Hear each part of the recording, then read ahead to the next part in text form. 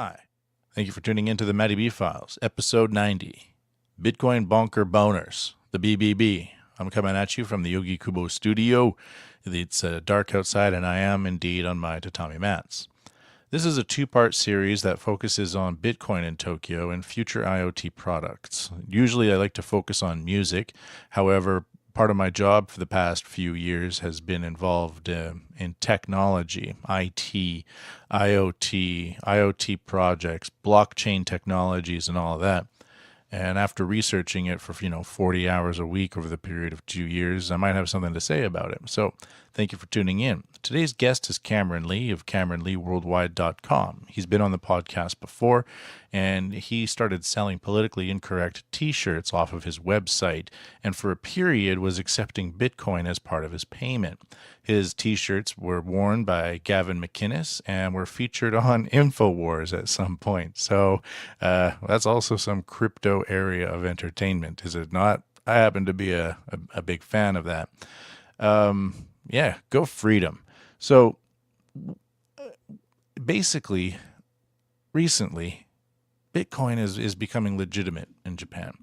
Here are some headlines from the Bitcoin.com website. E-commerce and entertainment giant DMM Group opens for business with 7 cryptocurrency. Next headline. Japan's most popular chat app in talks to integrate cryptocurrencies. This is the ability to send money over your applications. Next headline. Japan's Fisco launching cryptocurrency fund. Derivative products to follow. So these are more advanced financial services being offered with cryptocurrencies. Next headline. South Korea to cooperate with China and Japan on regulation. Now we have 3 countries focusing on pacts, cryptocurrency pacts. Next headline. Japanese virtual currency girls spreading cryptocurrency knowledge. These are those idol girl groups that go around and I guess they tout the benefits of the cryptocurrency. Next headline. The Bitcoin exchange that once dominated China is heading to Japan. Next headline. Japan's GDP grows due to Bitcoin wealth effect. Next headline. Japan approves new Bitcoin exchange as adoption grows and peers expand overseas. Final headline. Japan, that's the same headline as before. That's back from December. So what's happening here? When I first heard of Bitcoin, I was in Tokyo at the time. It was about 2013. And everybody's reaction back then was what? Or you couldn't trust it because of the Mt. Gox exchange scandal that occurred when the Magic the Gathering online exchange shop was accepting Bitcoin for its cards. Bitcoin rapidly increased in value.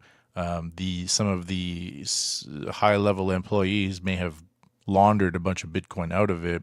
Bunch of criminal investigations were ongoing, and then they got hacked. So in Japan, Bitcoin had a very negative reputation. So by the time 2015 rolls around, everyone's basically kind of like, no way, I don't need it. And now in 2018, but back in the tail end of 2017, suddenly everyone was saying, wow, I want it. At my work, I often have the Bitcoin exchange value going in real time and on the wall, as I like to say. The fact that now it's totally acceptable in Japan to talk about Bitcoin as some sort of legitimate option is frankly shocking. So that's why we have Cameron Lee on the show today from CameronLeeWorldwide.com. Again, he mentioned he has the politically incorrect t-shirts. He also has a band in town called Cry, and we're going to feature their new song called God Help Me, which is fresh off the press, I guess the digital press.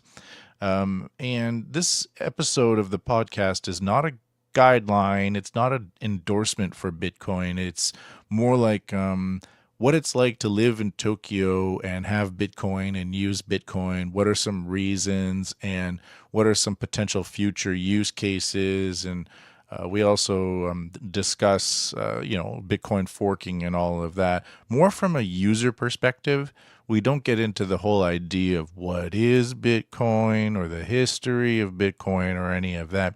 It's more like I have my information about Bitcoin. He has his information about Bitcoin. We sit down and we swap some Bitcoin information exchanges. How about that? Maybe that'll be a future cryptocurrency and speculation. You can wager Bitcoin on Bitcoin conversations and put them into some sort of weird futures market. That would have to be a live podcast, not a recorded podcast, of course. All right. I don't know how you're listening to this podcast. I have my own website from www.matthewpmbigelow.com /Matty blog, where some people listen to it. I also have a Podbean option if you want. I know it's also on Stitcher, and it's on a variety of other ways to get it. It's on the Laughable app. So I don't know how you're listening to it, but if you are listening to it, I would really appreciate it if you find it useful to share a link to subscribe to the iTunes or to the Podbean site. Any way that you can share a link, suggest it to your friends. If you, especially for today's case, if your friends are curious about Bitcoin or Bitcoin in Japan, you should send them the link to this podcast because they can hear how people are talking about it from more of a use case perspective within Japan. So with that, let's get into the podcast. You'll be hearing God Help Me by Cry, which is Cameron Lee's band in Tokyo. And you can check out CameronLeeWorldwide.com. Let's get into the podcast. Thank you for listening. Let's go.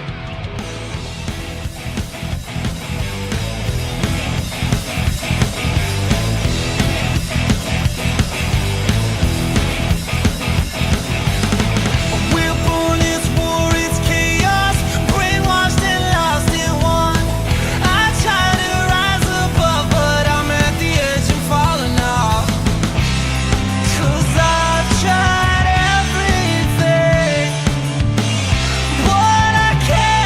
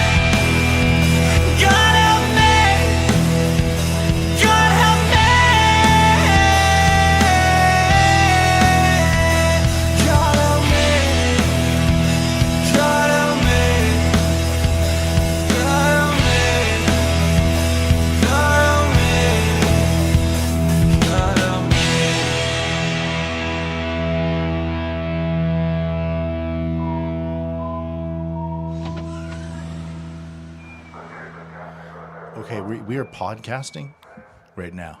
We're doing it. What's up, Cameron? How's it going, man? Long Good. time no see. Happy New Year. Happy New Year. Yeah. Good. Good. Did you go back to California? I did not. No? I did not. I went to the countryside in Japan. Sounds good. It was all right. Is the countryside is California as crazy as it is in like the media? Like all like the crazy mismanagement, crazy government. It might be. Yeah. It's definitely crazy. And I like that part. Like I was just talking to some California people recently about going home. And like when you're like anywhere in America, if you're like getting on a flight and you're just going down the terminal and you just look down, like, three gates past whatever, and you see the one that's just like flashy clothes, sunglasses, fake boobs. It's like, oh, that's me. That's the one. Okay. Yeah, definitely crazy. Sounds good. Hold on a second. All right, we're back. Okay, so you're on the podcast to talk about Bitcoin. Yeah, man. When did you become an investor? I don't think I'm an investor, actually. That's like the difference between some people. Like, it's gotten really popular now because it's like getting a lot of people rich. I like it more for the spending part. Okay. And so, I mean, I guess I started accepting Bitcoin on my shop beginning of 2017. Okay. And so... Had we done the podcast by then about your shop? Yeah. So. And I think it was just like, it only stayed in effect for a couple weeks in like January. I didn't fill out the forms all the way. And so they shut it down and I was like, whatever, dude, I don't care. I'll deal with that later. And I never did. But that like couple $100 turned into like a couple thousand in the year. Sure, because Bitcoin increased from like a few thousand to... I think I got in like at $1,000 ish. Okay. And I got out at like 16,000 or something. Okay. So, yeah. We're recording this. It should be noted because Bitcoin fluctuates. This is done in the beginning of January 2018, and the current value of Bitcoin is standing at around $14,000 Bitcoin. We got the Bitcoin price index. It's at, in real time, $14,116.89. Nice. This is the coindesk.com/price. I love that. It offers Bitcoin in real time, and the navigation is really easy. If you want to you can highlight certain areas of the Bitcoin. Oh, that's cool. And you can zoom in like on really quickly. Yeah. And you can zoom in really finely to the point where it doesn't even make sense. But we can go back 1 year and we can see that, a year ago, Bitcoin was under $1,000 and it peaked up to around $20,000 at the end of 2017. And then it's been kind of madly fluctuating as usual. Yeah. Since then. So at the beginning of 2017, some people paid for your t-shirts with Bitcoin. Yeah. Yep. And then then they stopped allowing you to accept Bitcoin because you didn't fill out the forms properly. Right. And then you didn't accept any more Bitcoin after that? Right. So even until now? Even until now. It's Okay. like, it's such a pain, dude. Like, that's the one thing about like getting Bitcoin. Like if you wanted to buy some, you have to go through a site like Coinbase or something. Yeah. Bitflyer in Japan. That kind of thing. Yeah. And you have to like fill out paperwork like who you are and stuff. And that's just ruffle. I don't like that. So like I didn't do that. And I think I slipped past the filter or something. And so for a couple weeks, I was able to take payments. And then I eventually gave in and I filled out all the paperwork and stuff. But still haven't got the merchant thing. It's a real hassle to accept money. Okay. So then, what is your relationship with Bitcoin now? Because did you get more Bitcoin after that by yourself, or did you just get a couple $100 worth of Bitcoin at the beginning of 2017? Because you told me that like you were all about Bitcoin. Yeah, no, I am. It's like so at that time when I got some, I turned it like about summer or so. I started playing with it and like putting it on exchanges and trading it for all the like altcoins. Bought a whole bunch of those and they did pretty well, and some of them lost money. So it's like I really got into like the world of it, like the exchanges and the conversations and the people around it and stuff like that. Since then, I got paid in Bitcoin. I've been getting paid in Bitcoin here and there for like little projects I do. To me, that's the fun way to do it. is to keep it all in the Bitcoin world and then paying for things in Bitcoin. You do web design, Yeah, I've been doing some web and design. so you will accept web design payments in Bitcoin. Totally. Ah, Yeah. And that's been kind of fun. And then you go pay for it, pay for like, drinks or whatever with Bitcoin. in Tokyo, Yeah, you can do it, man. I've heard, like there's a bar in Roppongi that takes it, I think. But Yep. where do you spend your Bitcoin? Oh, the last one, there's a couple places. I wanted to get that for you before I got here, but I forgot. There's a place you can go to see a list of all the places you can spend it in Tokyo.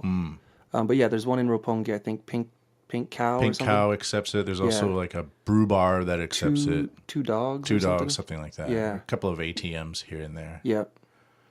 So it's not a lot, but it's just kind of fun. It's just kind of cool, I think. What kind of altcoins did you invest in? That's where like I don't care about like whether it's gonna work or not, because it's like I mean the whole cryptocurrency right now, it seems to be like speculating. Yeah. Like if you like read about the new coins coming out, they're so dumb. It's borderline fake news. It's absolutely fake. It's like a website and a white paper, which is like a poorly designed PDF, basically. Yeah, a white paper. Suddenly, everybody has a white paper. You have to have a white paper, dude. Everybody download the white paper. And it's like it's so bad. Like it's so bad that I think it's criminal. I'm not sure, but like I think there's definitely criminal aspects to it. Okay, so what kind of altcoins did you invest in? boy, I can't even remember the names. Like there's a Japanese one called Monacoin. Yeah, they were giving that out free in Akihabara last year, and I didn't go to get it. But no, I didn't get into that one. I see him talk about it a lot. Okay, what's it like to have Bitcoin? The user experience, being in a Bitcoin environment. What's it like? That's a good question, man. I'll tell you something. So being in Tokyo, like I don't have the same friends that I had from America, of course, right? And so I have to make new friends. And I go to like little areas like, we met in like the Tokyo underground music scene, right? Yeah. Which is cool. I think the Bitcoin ones. Sometimes. Yeah. The Bitcoin group brings a really interesting group of people. They're like most of them are like they have some level of technical interest, some level of like investing, and they're all like a little bit kind of nuts. They're like a little bit on the fringe for the most part, and I like that part. So from that point of view, like the people that are in there, I really like that actually. As far as like, I don't know actually, but what's it like having Bitcoin? Yeah. Like, when the price goes up and then it goes down, are you always monitoring the website? yeah, I kind of am. I want to say no because it's like I said, I'm not in it as the investment point of view. But when I wake up in the morning, I check the messages and check the price Yeah. pretty much every day. Is it fun? Yeah. Yeah, I think so. But I think it'd be a lot less fun if I had like, a couple 100,000 in Bitcoin or a couple million in Bitcoin. It probably wouldn't be as fun. It'd be like every day would be like, hallelujah. And, the next day it'd just be like, oh, time to kill myself. I just lost $10 million. Yeah. I just made $30 million. The fluctuation is part of the price though. This is an interesting part because a lot of people will say, I can't trust Bitcoin. It fluctuates too much. Right. But the fluctuation is actually part of the pattern. If I zoom in on this Bitcoin price index, Right. it doesn't matter what timeline I'm zooming in on. It's always fluctuating wildly. Yeah, pretty So much. even if it was between like $10 and $20, Yeah. at that point in Bitcoin's history, it was always fluctuating at $10 and $20. Like, Seems to be, yeah. and then but when you zoom out over time, it looks like it's totally insane. But when you actually compare reasonable amounts of time to each other within the Bitcoin history, you can see that the fluctuation is actually the pattern of Bitcoin. I wonder if it's because it's controlled by computers and blockchain technology, where it's making calculations so quickly it seems erratic to the human eye, but in fact it might be like computer way of thinking.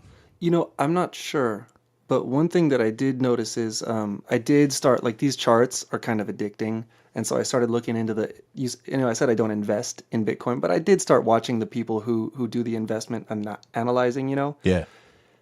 and the charts, and just I did hear a couple people say that Bitcoin is pretty like you can kind of guess what it's going to do in some ways, because I guess like compared to stocks or forex or whatever, it is a little more algorithmic.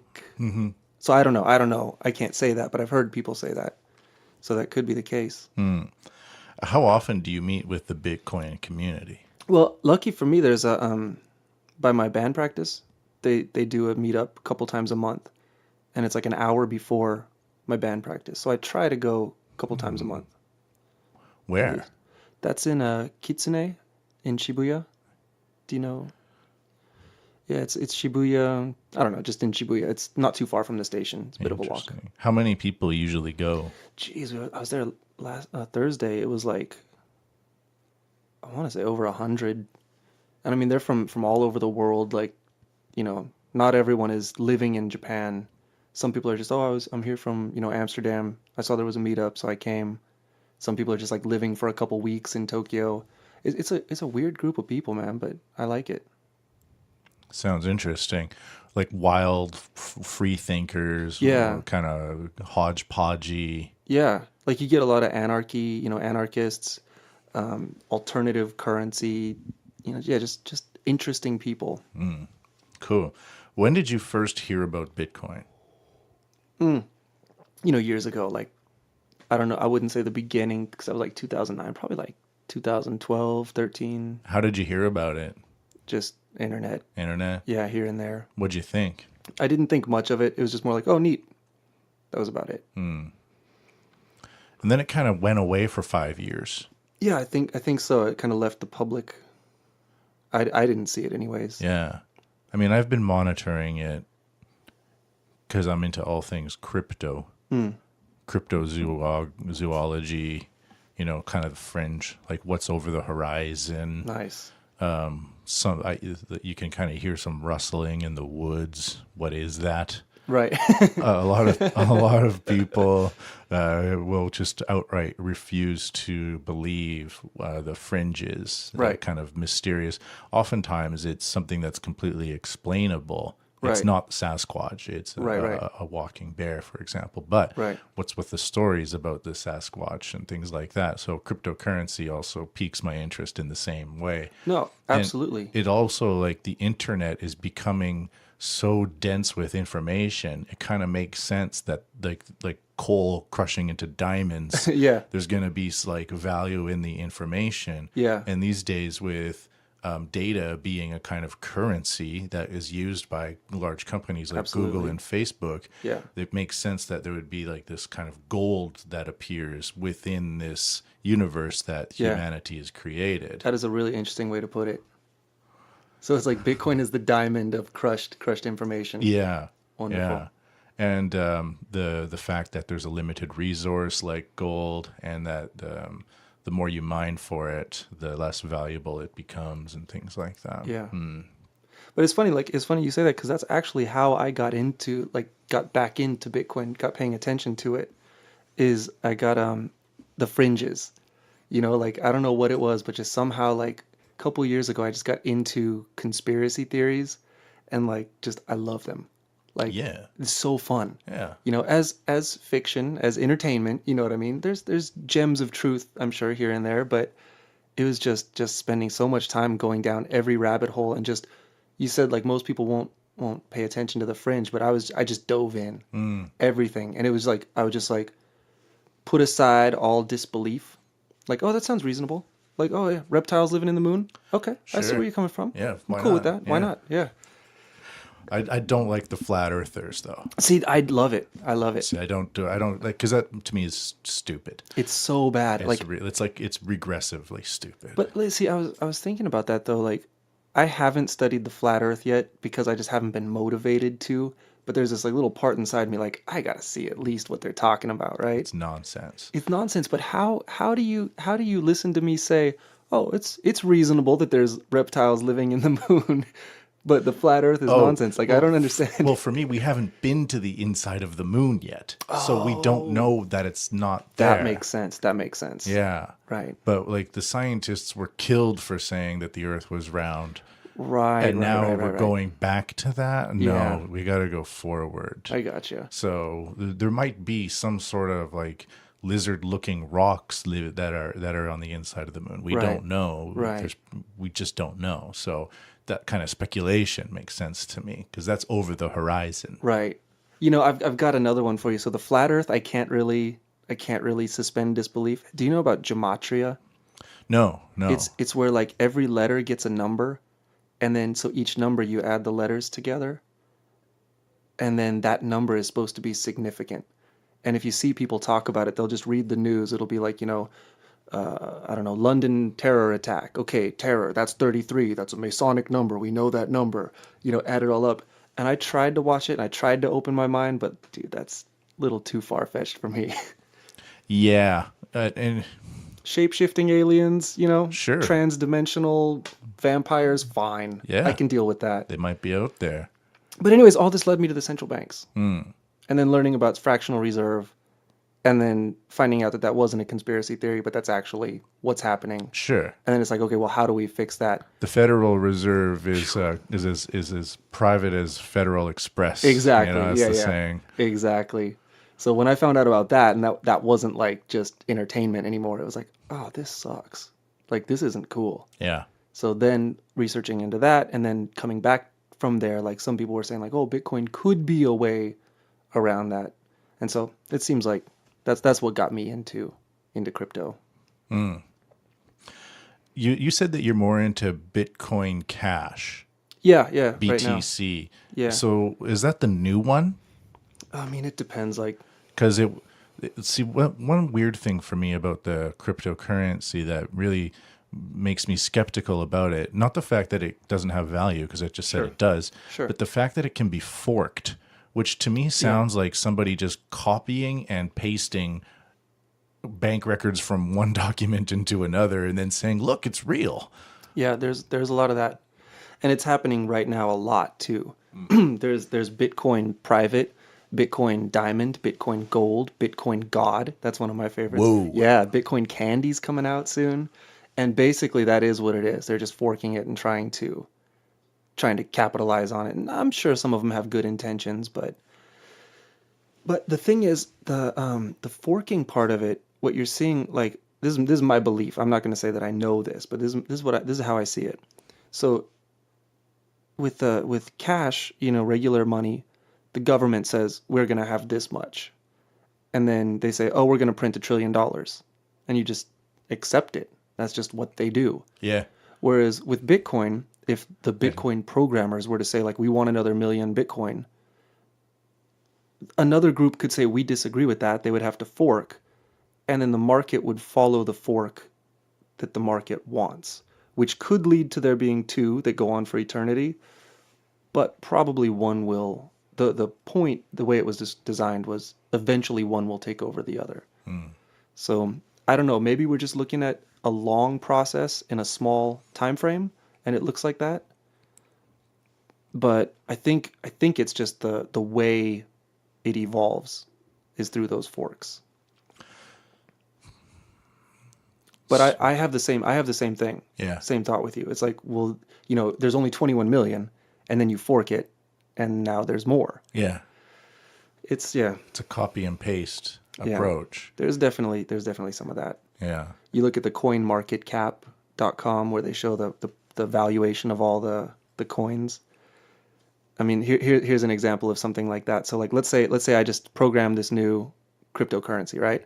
I call it Cameron coin. Yeah. Is a great coin, right? I agree. Each one is worth $1 million, Great. right? Yes. And so like let's say I make like 1,000 of these coins, and I have half and you have half, About time. right?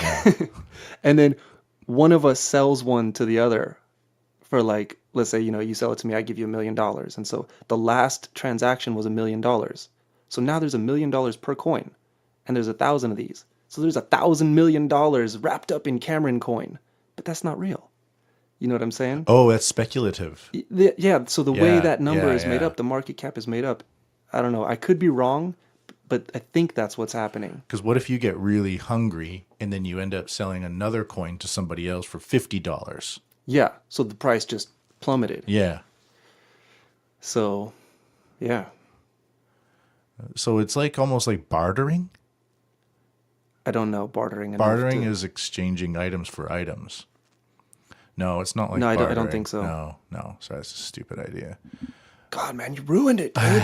You screwed everything up. So, where were you going with that idea of Cameron coin with the valuation? Well, just what I'm trying to say is like if so right now there's like $16 billion, or I don't know how much there is in Bitcoin, but like there's like billions of dollars, I Sure. think 200 billion or Yeah. something. But that doesn't mean that there's actually $200 billion stored there. So when someone forks off the coin and makes their own, and let's say they value it at half the price of Bitcoin, now there's $100 billion stored in the new fork, but that's not real. You know, does it make sense? Yeah. Yeah, like I don't know how to explain it because I've never had to I never tried to talk about this thing before, but it seems like what you're saying about the fork is that there is money now in the system that isn't actually there. Yeah. That's what I'm thinking. Because for me, the idea of the value of Bitcoin comes from people mining them. Right. So you get the mined Bitcoin, and that turns into like value down the road, just Right. like the way you would get gold out of the mountain and somehow buy a fur coat. Right, right. Like there's a process of extraction Right. from a resource, Right. and then an exploitation into turning it into something like a Right. product down the road. So I can't just take a gold mine and copy that gold mine and Right. paste it. Like Right, right, like right. it doesn't like that's Yeah. to me is that's when that for me that's like tricky banking systems that Yeah. go, oh well, if we get $10 and we loan out at a rate of 10%, then Right. actually we have $1,000. Right, Like right. that kind of, I'm sure my math wasn't right, but that's Still, kind of but the yeah, way yeah. the bankers are thinking, or Yeah. the market manipulators take value and find little sneaky ways to turn it into something that benefits them. But Right. so yeah, the like I could have one gold mine, and then Right. I could tell you I have two. Yeah. Like that's the copy and paste feeling for Right, me. right, right. That's just my way I'm seeing the forking. Yeah. And I think like right now, like if anyone asked me, if anyone were to ask me like should I buy some Bitcoin, I wouldn't tell them yes or no. I mean like that's Yeah. like it's sketchy like what you're talking about, like the splitting up and stuff like that. If you're not paying attention, which I don't think anyone wants to pay attention to their money that much, it could be a little bit tricky and difficult. But I think if you have time and you mess with it a little bit, all that kind of goes away. You get a little bit less worried about it once you've been through like a fork, or you've held on to it a while, you see it go up and down, like it gets more comfortable as you use it. Speaking of use, the idea. So this is a weird thing for me. Yeah. So I remember us hearing a story about a businessman. This was like in 2012, 2013 when I first started not getting into Bitcoin, but getting interested in Bitcoin, what Yeah. it is. This guy is businessman. He's in his mansion with all of his rich friends, and he has $1 million worth of Bitcoin on his smartphone. Right. And then he sends it to his they put all their smartphones on the table, like 5 or 6 businessmen.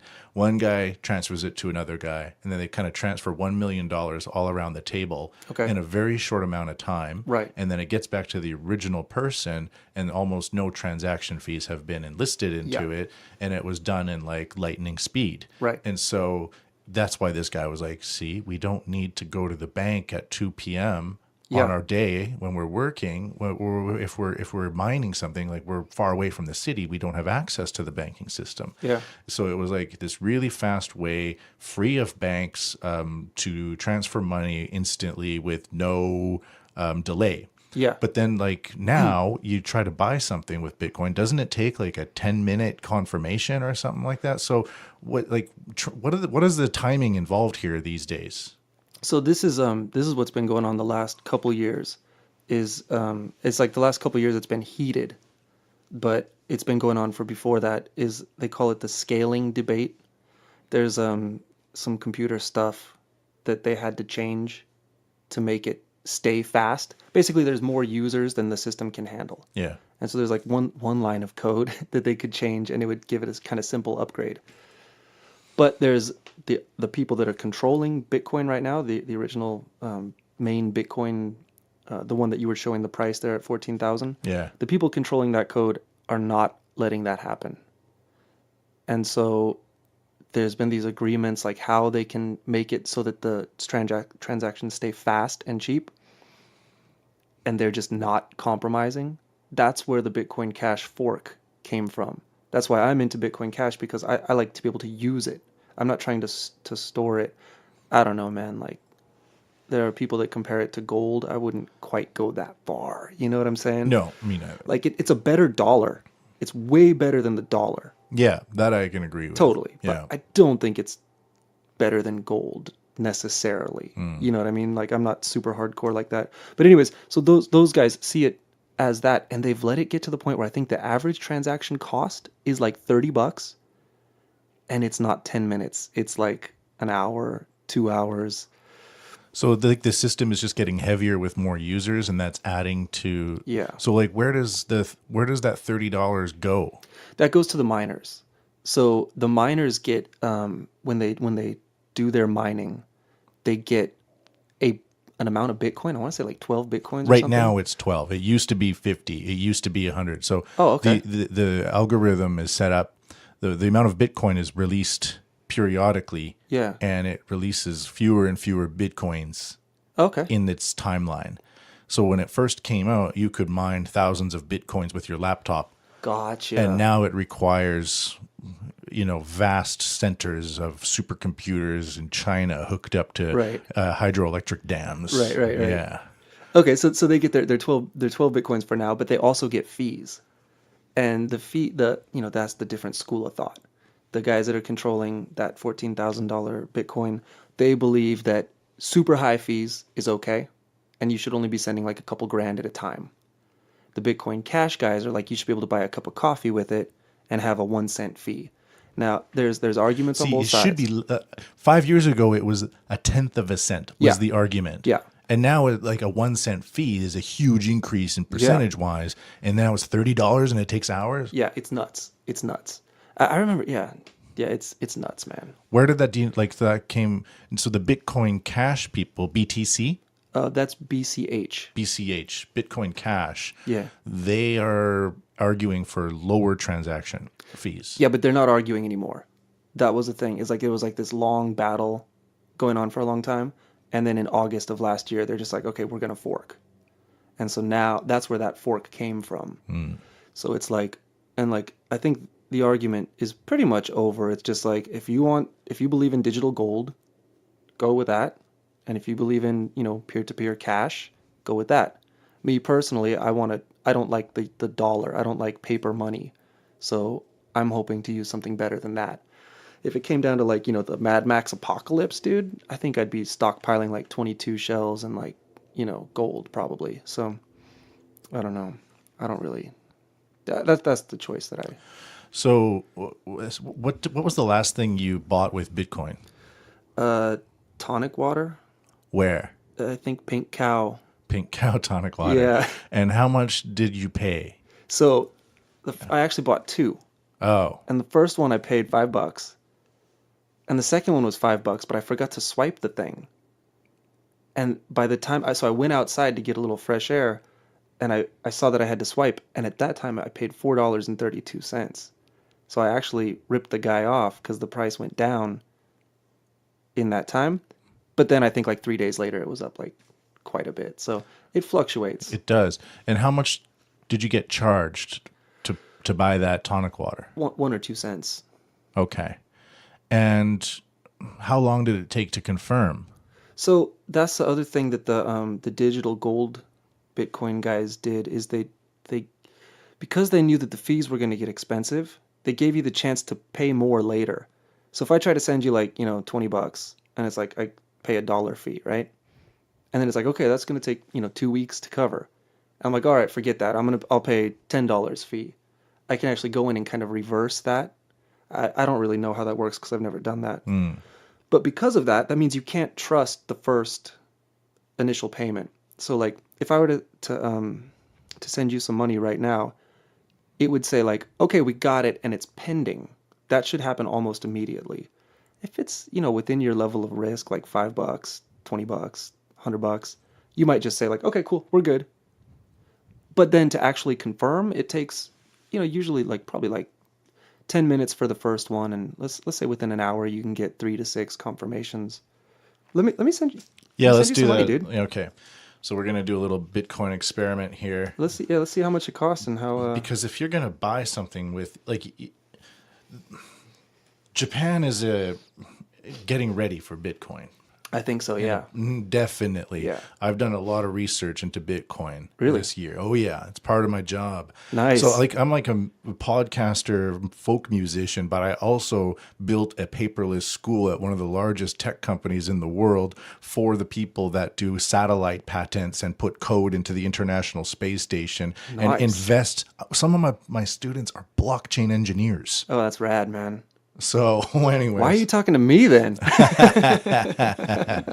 Because you're interested in it from a completely different perspective. Yeah. And the way that this thing is changing, I'm like, what's going on? So Right. I'm not involved in the community as you are. I'm just this crazy guy who has a fucking podcast. Sweet. So my Bitcoin wallet is ready. Okay. Okay. So I guess the easy way is just do you see the button that says send says receive?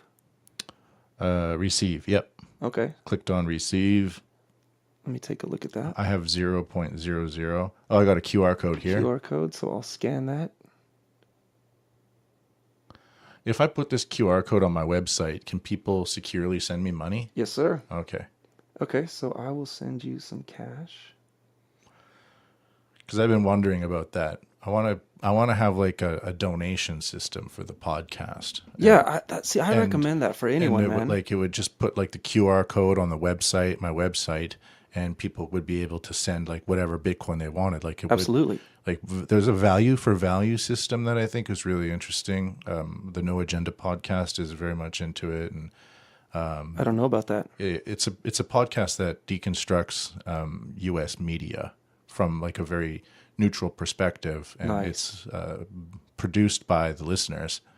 So if you're very rich, people will give a lot of money. If you're very poor, you can give a very little amount of money, Okay. and then they can fund their own operation without having advertisers, Nice. and that's their job. That's the better way, man. Yeah, it's a really interesting system. I don't think I'd be ever it would be interesting just to experiment with a value for value donation system with the podcast. So Yeah. because I have like the Jamcast where I have like music, producing music and things like that. And Right. so I don't know if people eventually find a value, I think if it's they a better go, way. well, that was worth $1, and then they could just easily click on the website and with Bitcoin or PayPal, make a donation or something like that. It'd be cool. Dude, I'm totally with you there, man. So I got you here. Let me just hit the button. Yeah. So let's see how long this takes. So it's calculating the fee. All right. So it's going to be a 1 cent fee. Yeah. Okay, and here we go. You swiped to send. Swiped it. I'm waiting. Still waiting. Okay, so now it says payment sent. Payment sent. So let's see how long it takes you to get it. Okay, I said I didn't allow this Bitcoin wallet to send me notifications. I said don't. Okay. So does that mean it won't tell me when I receive a Bitcoin? One way to find out, man. I don't know. Oh. I don't think it's going to be a problem. All right, well, let's wait for it. And do you use Bitcoin every day? No, I want to though. I'm actually really thinking like to be one of those kind of nerdy guys that tries to live on it. I really want to over the next few years move away from paper money to cryptocurrency. Yeah. I was listening to a rogue banker, Right. and he's basically calling nationalized currency, like the Bank of whatever country you want to call it, terrorist organizations. I mean, I don't know. I'm not a big fan.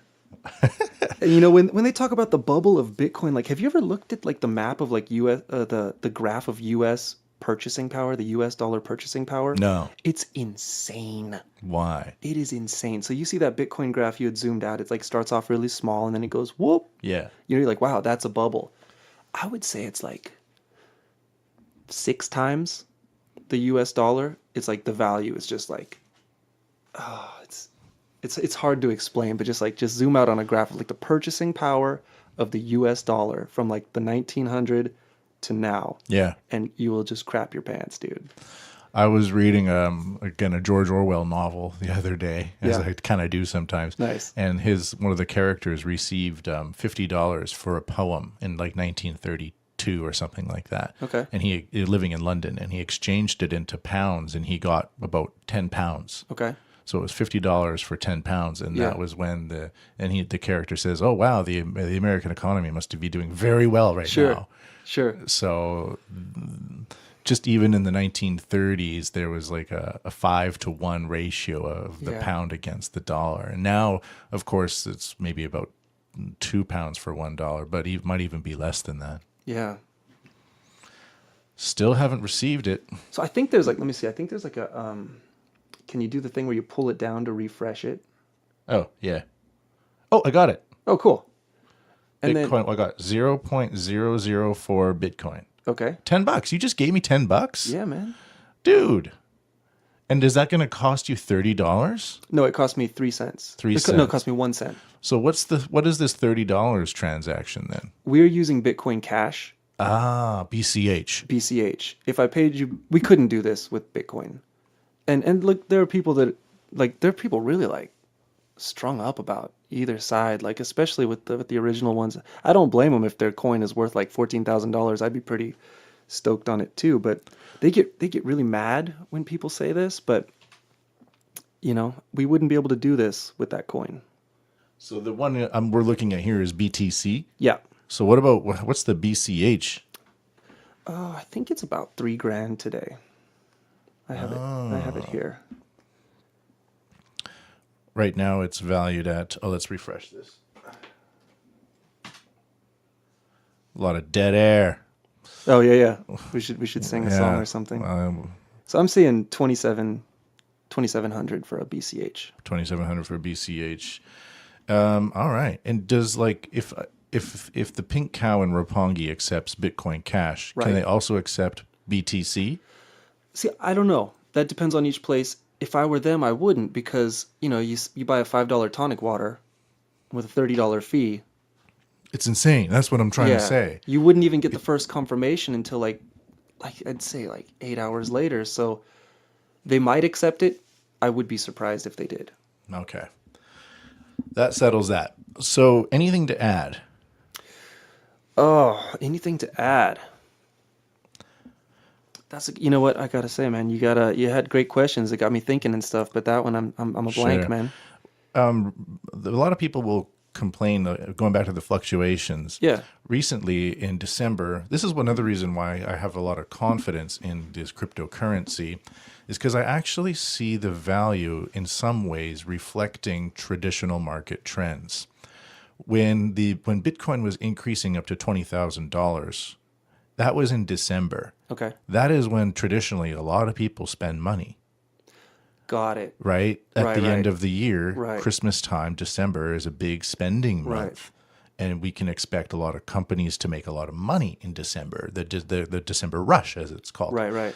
And January is typically a very slow month. I know that. And so when January came along, boom, Bitcoin decreased in value as well, reflecting traditional market trends. So what would you, if you were basing it on that, what would be your prediction of when does the market pick back up? Is it usually spring? Well, for me, I'm going to wait until my first indication for me for this year for Bitcoin is going to be January 18th, in a few days. Okay. Why is that? Because that's when I think January begins to stabilize. Gotcha. And it can either indicate where the economy is going to go. I don't know if a lot of people say Bitcoin's going to go up to $50,000 a coin. I don't know about that, but I don't want to make a prediction yet. Yeah. Because I'm waiting until the middle of January to decide. Right. Now, here's another thing. In my research about Bitcoin, Japan officially recognized Bitcoin as a currency, as a legitimate currency back in May, I think. Sounds about right. And then in the beginning of October, the Bank of Japan legitimized Bitcoin trading, Bitcoin desks, not desks. What are they called? Exchanges. Exchanges. Yeah, yep. Bitflyer. Yep. So in October, Bitflyer was released. If you Okay. go to bitflyer.com, they Right. have a lot of flashy graphics and Okay. encouraging people to use Bitcoin. But Okay. if you go down to the bottom and see their sponsors, Yeah. their sponsors are Sumitomo, Mizuho, all of the big banks, and Gotcha. Dentsu, which is Gotcha. Japan's largest advertising firms. Interesting. And then all of a sudden, all of these very attractive advertisements were appearing on the train lines Yeah, to I saw use that. I Bitflyer. did see those. So in October of 2017, 42% of all Bitcoin transactions were made in yen, Whoa. meaning that as soon as the Japanese government legitimized the Bitcoin exchanges, Yeah. all of a sudden, Dentsu, with all the leading banks Right. and a very small group of Japanese men in their 30s and 40s, Sure. made 42% of all the transactions in yen. It's beautiful. Okay. And then major department stores in Japan are now going to accept Yeah. Bitcoin. You could do Okay. bit camera, right? Bic Camera will Yeah. accept it. Marui, the department store. Okay. And there is plans to roll out 260,000 Bitcoin accepting shops. Excellent. Megane Supa, which is a glasses shop, is Right. now accepting Bitcoin at all of its locations. Sweet. And so a lot of the tourists coming to Japan as well, Yeah. they might be encouraged to use Bitcoin. For example, in the Shinjuku Annex building in Shinjuku, they're going to allow Bitcoin to be accepted there as well. So you have this top-down approach in Japan, and Yeah. now Bitcoin is also following that top-down approach. So I think that the 42% of transactions made in yen back in October created a little bit of a market bubble and may have led to the rapid surge towards the end of the year. Gotcha. So those are two separate theories. Sure, sure. Either the currency is reflecting traditional market accelerations, like at the end of December it goes Right. up, or the fact that a huge amount of yen was injected into the market at that Got it. time, which is a valuable currency in and of itself. Yeah. Whether that can affect it, who knows? I don't know. Next year, what is going to happen? Next year is the rugby championships Okay. in Japan. Okay. 2020 is the Olympics. Right. So what could be happening right now is with the 30 million tourists expected to come to Japan annually, right now Japan is in like this kind of samurai sword strike maneuver Okay. where they can unleash an entire Bitcoin network, encourage tourists to use it for paying for taxi cabs and everything like that. And then in the 2019 rugby, set it up. And then by 2020, hundreds of millions of tourists might be coming to Japan. And if you can encourage them to use a lot of Bitcoin, then in this short period of time, Japan might be able to accumulate a huge amount of the Bitcoin in the market and become an international Bitcoin hub. I love that. I love that. I don't see that as too far fetched. And as an American living in Japan, we use credit cards and debit cards a lot in Yeah. America. Yeah. Coming here and the fact that I have to count coins tripped me out for a while. Yeah. So I was thinking like, man, when people come from the West and they realize coins, like they're like, oh, do you take credit card? And everyone's gonna say no. How like that's just gonna be rough. But yeah, if it's like no, but we do take Bitcoin. Yeah. That's nice. Even That in the feels taxi good. cab. Yep. Yep. Boom. Paying Bitcoin. And that's a good move, man. Yeah, just accumulate. So it's going to have to be BT. So I was talking to a blockchain engineer about this idea, the one that I just mentioned. Yeah. And he kind of said, yeah, maybe. But the transaction time is going to be a major factor. Oh yeah. So if it takes 10 minutes to wait for your taxi confirmation, then that's a massive drawback into using the Bitcoin. But I guess if they accept BTC, Bitcoin Cash, BCH, I'm Yeah, sorry, yeah. Bitcoin Cash, then the transaction fees for 1 cent would be totally And reasonable. here's where I kind of like sympathize with the person who's just getting into it right now. So like you're sitting around your house and all of a sudden Bitcoin has this astronomical rise, and you're like, you know what, dude, I should get into Bitcoin right now.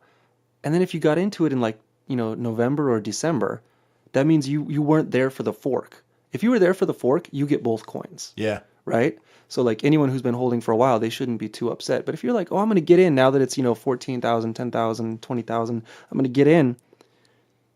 And then you find out 6 months later, like, oh, the one that I bought doesn't work anymore. Like Sucker. that's brutal. That's brutal. So it's unregulated, which is, in many ways, which is good, but and it's volatile, which is good in some ways, but yeah, like just don't jump in blind, I would say. Yeah. So regarding my theory just now, Sure. they would have to either accept BCH or BTC. They would have to make a move. It's What do you think of the future of BCH or BTC in Japan? See, the tough one, I've been thinking about Japan.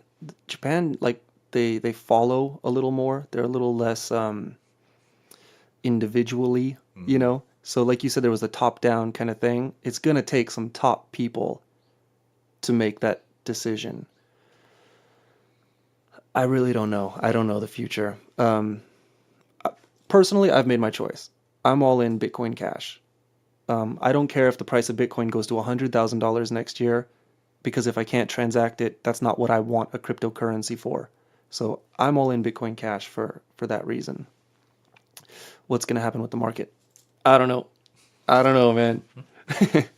Okay, everybody has a really tough time explaining what Bitcoin is. Okay. I'm going to take this approach, okay? Okay, so traditionally, a bank would have the ledger. The bank would have the record and nobody else could see it. Right. And each bank would have their own ledger. That's it. Which means that you could have somebody go into the ledger and take an eraser and rewrite some of the data and nobody would know. Exactly. So what blockchain is, what Bitcoin bases its record-keeping system is blockchain, which is a distributed, decentralized, permissioned record-keeping system. Yep. So instead of having the record-keeping in a file, in a bank, in a cabinet somewhere, basically anybody, the record is available almost in like the town square, where you could go up to the town square and the record system would be there. And if somebody tried to change the record system, everybody in the town would receive a message about this change, and they would have to decide whether it's okay or not, or they would be able to identify exactly who, when, where was what and what was being changed. Right. And so that's why people appeal to this internationally, because you can see where the money is going very clearly. It's almost like being able to trace a coin, like a 1 yen coin, to everybody who's had it and what they bought it for and where it came from and what other coins it was grouped with at other periods of time. And you got to think about too, like, what do you think? That's my description. No, I think that's totally it. I think that's totally right. And what's good about that is it's not censorable. So let's say that I have no idea that this podcast that you're doing, maybe now we're talking about some folk music or maybe some Bitcoin, but maybe all your other episodes you're talking about like dramatic terrorist, take down the CIA plan stuff, and maybe you're like marked or whatever the whatever. So your account could be your banking account. You could have a problem getting a bank account. They'd say like, oh no, that guy Matt, he's a known folk singer, he's a terrorist. known podcaster. He's a known podcaster. Like, just we cannot deal with him. Yeah. So I wouldn't be able to send you money. But with Bitcoin, you can send it to just about anybody. It's not censorable. So like when you go into that town square and the record passes around, it's like, you can't say like, you can't like run up to the town square and hold it and say like, no, you can't write that record there, So I think you got it absolutely right in that it's a ledger that everyone has access to and everyone controls rather than one person controlling it. It's decentralized in that way. But by being decentralized, the reason that's important to me is it's not censorable. Podcasters can still get paid. Okay. Now, there are some blockchain engineers that want to destroy Bitcoin because Bitcoin is anonymous. So there is a lot of Bitcoin being stolen out of South Korea, being sent to North Korea, and then being sent to Iran. Okay. There are some champions, some blockchain champion engineers, like paladins and Dungeons and Dragons, where Okay. if there's an illegal activity, I have to put a stop to it. Yeah. So they want to destroy Bitcoin and replace it with a cryptocurrency where you have to have an official identity attached to your cryptocurrency. What do you think about these engineers that want to destroy Bitcoin? I mean, to each their own, dude. Like that's like because that's the thing is like that's the thing that I also like about Bitcoin is it's like it's trustless. It assumes that everybody is out and cannot be trusted. Yeah. So I don't know. Let them do their thing, man. Like I don't want to get government coin or whatever crypto they're gonna offer. I don't want something. Bitcoin isn't that anonymous, anyways. You know what I mean? If you were to post that QR code on your website, Yeah. we could look at that and we could go track it and track all the payments to and from that address. That's all open. So if we knew that was related to you, we could get some information. So yeah, I don't know, man. Like I don't want government coin. Like I want Bitcoin. Okay. All right. I think we can stop it there. Okay, cool, man. Thanks. We're going to do a part 2, Okay, IoT. I'm ready. All right. Tune in next time for IoT trends and regulations. 10 years in Japan, motherfuckers. 10 years, only in Japan. 10 years in Japan, motherfuckers. 10 years, only in Japan. Used to drink Asahi, now I'm on to Tokyo Blues. Hey, oh, gonna meet up with my band on the street. Can I talk? Can I meet with a think about the scene over here? Yeah, see me hollering down. Come down, holler at me. Oh yeah, 10 years in Japan. 10 years in Japan, motherfuckers. 10 years, only in Japan. Thank you for listening. That's episode 90 of the Matty Beef Files, Bitcoin Bonker Boners, with Cameron Lee of www.cameronleeworldwide.com. Please remember to like and subscribe to the podcast. You can also visit my website at www.matthewpmbigelow.com. I'm going to probably set up a way to do some value for value contributions, which was mentioned earlier in the podcast. I figure, why not? As I end up nearing up to 100 episodes, I figure, hey, let's see what we can do with this thing. So thank you for listening. You're a beautiful human being because you made it to the end of this podcast specifically. Have a great week. See you next time.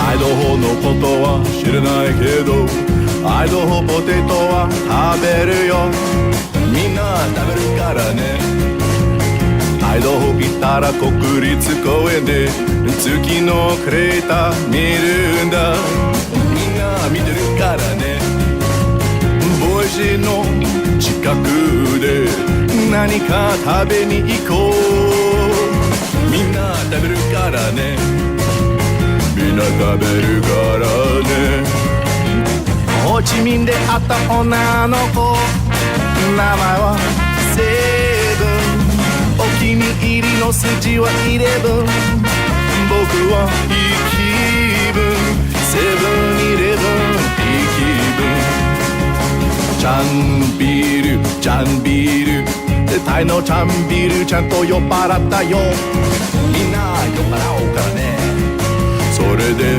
あゆたや雪のチケット買って歩き回っても酔っ払ってたよみんな見てたけどねメコンカロイにだって歴史の長さに感動だみんな気にしないけどねみんな気にしないけどね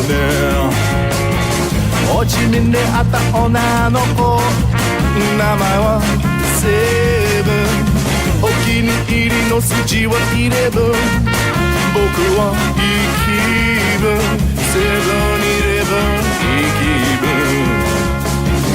僕の目をまっすぐ見て南に行こう南に行こう僕の目をまっすぐ見て境の南に行こう国境の南に行こうみんないないところはいいね